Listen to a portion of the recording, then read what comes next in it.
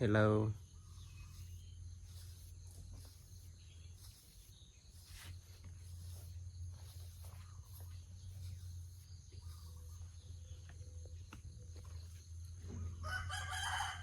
Cái giòn tắc choàn tại đây. Xem mà nó prang. Chúng gọi mì trà lệ. Ở đây có mì trà.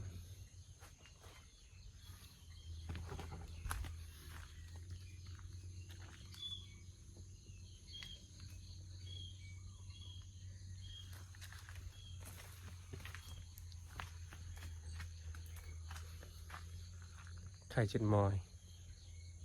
Nar mồi. Nam parpan. Parjin pram. Dân đã đây mì trà lệ.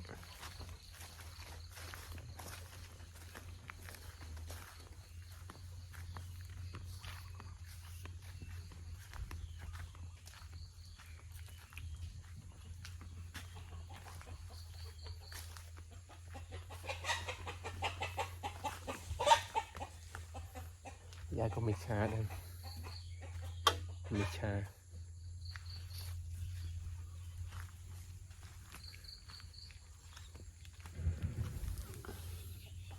Rồi màu. Mì trà lệ.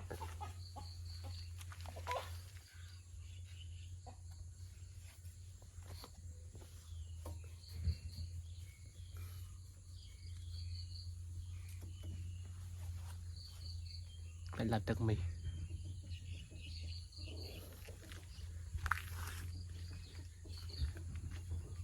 Để lễ về đài mì chân.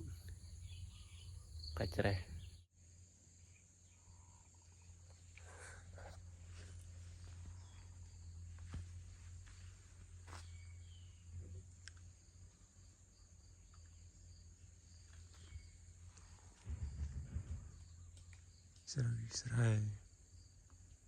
Serai tôm ở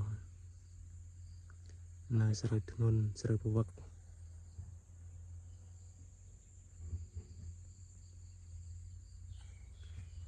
phải khẽ đậm môi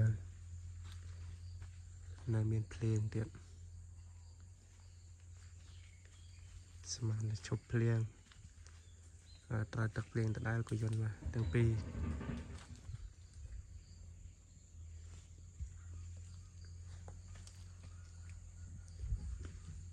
không đỏ chanh vì crom tia xem là chụp Pleiên lần Pleiên chọp khi này mongประมาณ ngày dục bánh Pleiên tiện tao bật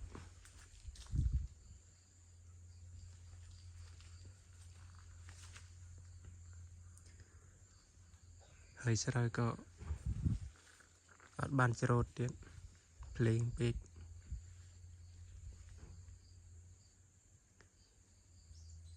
ngày đang rỉnh bạc ngày tích để chụp Pleiên mà